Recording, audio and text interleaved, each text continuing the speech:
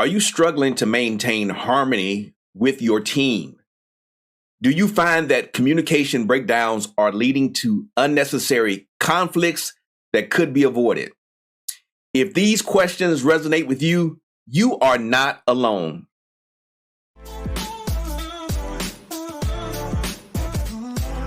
Rise and shine, leaders. This is Glen, Guyton, your cultural futurist, equipping organizations with effective strategies to foster a culture of innovation, reduce workplace stress, and elevate team performance. It's time for our executive coffee break. I have my beverage in hand. I hope you have yours too. They say you can't choose your family, but you can choose your workplace culture and, of course, your beverage. Make a good decision today. Leadership matters, so you might as well get good at it. Today, I want to talk about a few tools and strategies to help facilitate effective communication and reduce workplace conflict. So let's explore how these tools not only resolve issues, but strengthen team dynamics. And please feel free to reach out to me. I have a program called The Way We Talk Can Change the Way We Work, because it does matter. How we talk to one another in the workplace, how we have these conversations matters. And there are some effective strategies that you can use when you know you need to talk about something. There's a pressing issue that's been ongoing or that you know is going to cause widespread workplace disruption. So you need to handle it. And sometimes things just happen, right? Sometimes things happen in the spur of the moment. We don't know how to deal with those things. And so please reach out if you are having some of those challenges in your workplace. Either you want to know how to have more effective guided conversations, or you want to know how to handle things when they just pop up, spur of the moment type things. And I'll be sure to follow up with you. But today I want to just give you 5 things that you can do to immediately start improving your workplace communication. And communications is always going to be a challenge. It's always going to be an issue because we're different people. We bring in our bias to every conversation. Don't get defensive when you hear the word bias. We all have a form of bias. All of us. We all have bias because we fill in the blanks when we don't have the full picture. And sometimes that's good. If you see a snake, for instance, you're going to back up a little bit and say, hey, there's a snake. It might be dangerous. I don't have enough information about this snake. And so I'm going to let the snake do its snake thing. And I'm going to go on about my business. Now, if you are a child, you might say, oh, look, it's a nice toy. Let me grab that little wiggly toy. And you might get bit. But as an adult, you're like, no, I've had some bad experiences with snakes. When I was 5, I saw, my little brother got ate by a snake or something like that. And so now you have a bias towards snakes. Now, every snake is not going to eat your relatives or eat your baby, but you never know. You never know, right? So you have this bias. So anytime you see a snake, you react and you feel some type of way. So we all bring those stories into situations, and it may not be a snake, but it may be someone in the workplace that reminds you of someone that has done something harmful, or you have a history with this person. And so it just leads to conflict. So how do you reduce those things? I'm just going to give you 5 quick tips today to help you think about some things. I don't know why I got on a snake thing this morning, but it just popped in my head. Sorry. All right. Number 1, just establish clear communication channels. One of the first steps in preventing conflict is ensuring that there are clear, open, and accessible communication channels. Now, you can use some tools like Slack, Teams, Zoom. These things can bridge the gap between different team members, especially in remote settings. We have more people working from home, so communication is essential. It's important that these tools are used consistently and effectively with guidelines that everyone understands. Now, I'm going to share a little bit with you about my pet peeve about these communication channels. Pick a lane. Pick a lane. And be really clear. I say clear communication channels.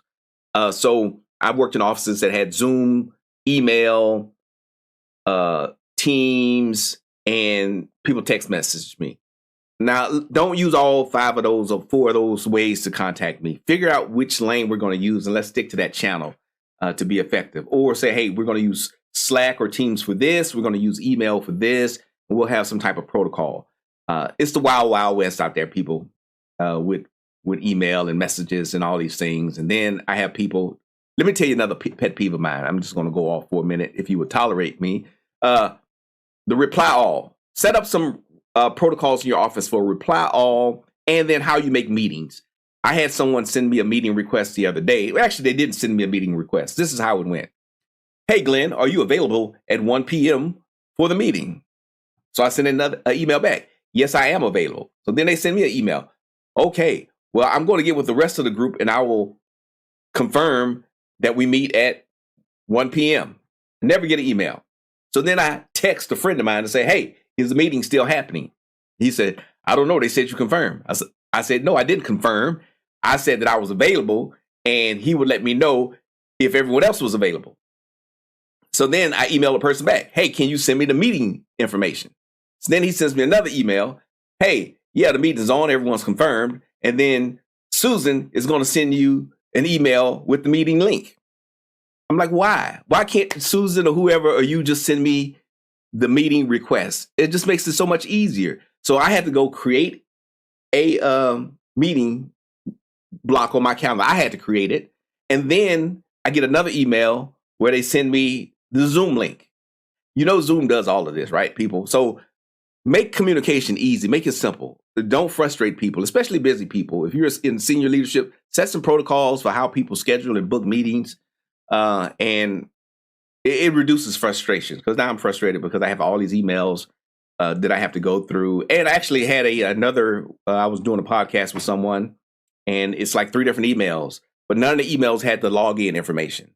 I was sent a meeting request, but the meeting request didn't have the information in it. Zoom, Microsoft, Google, all those things, you can just put all that stuff in one email, and it just makes it easy. So simplify your communication. Thank you for joining me for my rant. Number 2, regular check-ins and feedback sessions. Regular one-on-one meetings or team check-ins can be pivotal. And these should not just be about project updates, but also about sharing concerns and feedback in a structured manner. These preemptive approaches can significantly reduce misunderstandings and grievances. So you want to have a place where people can regularly check in, and it's not just when things are going bad, but have these things scheduled regularly. And if you need to have a meeting about some big major issues, again, I can help you structure that. But there are some protocols that you need to understand when you're having these sessions where you're dealing with issues or problems in the workplace to be more effective. Don't just have a free fall. Number 3, conflict resolution training. Investing in conflict resolution training can empower your team to handle disputes internally and maturely.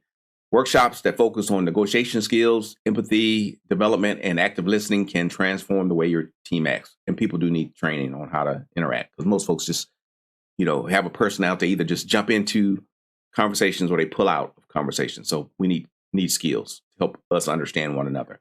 Number 4, utilizing project management tools like Asana, Trello, Monday.com help everyone be on the same page regarding tasks, deadlines, and project statuses, reducing the chances of conflict due to mismanagement or misunderstanding of roles. Yeah, put that stuff in a software tool so everyone knows their role, know when things are due, and you don't have to send me 500 emails, because the project management software has all the information that I need. Number 5, encouraging a transparent culture. Create a culture where feedback is encouraged and transparency is the norm. It just makes it so much easier. Tools like Office Vibe or Culture Amp can provide platforms for anonymous feedback and sentiment analysis, helping leaders gauge the health of your team's dynamics and address issues proactively. You can use those tools if you want. I'm really just a person that believes in transparency as a leader. Some people may not be as comfortable with that. I have mixed feelings about the anonymous feedback. Of course, you want to protect people that are whistleblowers or there's some fear of retribution. You want to have pathways for people to communicate in that case. But really, create a culture where people can talk to one another. They can talk to their supervisors, and they know that their issues are going to be heard and that there won't be any retaliation. So there are a number of ways that you can do that, but software is a way to do that. And it's just easier if you're transparent as a leader. Say what you mean and mean what you say. People don't have to second guess you. And then if there are rumors or false allegations, you've already established who you are, how you communicate, and it'll be easier for you to deal with situations like that. I often tell people, if someone says, well, Glenn said such and such, and I think, does that sound like something I would say? Because sometimes I do forget what I say. Does that sound like something I would say? Like, no. So that wasn't me. And people receive it, right? Because I've tried to establish who I am and have a clear way of communicating with people and my team. So transparency allows you to sleep better at night. I promise you. Trust me. I've been doing this for a long time. Transparency as a leader helps you sleep better at night. You don't have to try to figure out what story you told to who if you tell the same story to everybody. So just a practical tip as we get ready to close out today. Start small by integrating one new communication tool and one conflict resolution technique this month. Measure the impact through feedback and adjust as necessary. Remember, the goal is for continuous improvement in how we communicate and resolve conflicts. All right. Get to work. Try something new. Be transparent. And let's not forget the strength and perseverance that it takes to lead with empathy and inclusivity. Better leaders get better results. So to every one of you leading the charge for a more supportive and engaging workplace, I leave you with this. Stay bold, stay inspired, and remember that your actions today shape the culture of tomorrow. My name is Glen Guyton. You all have a wonderful, wonderful, wonderful day.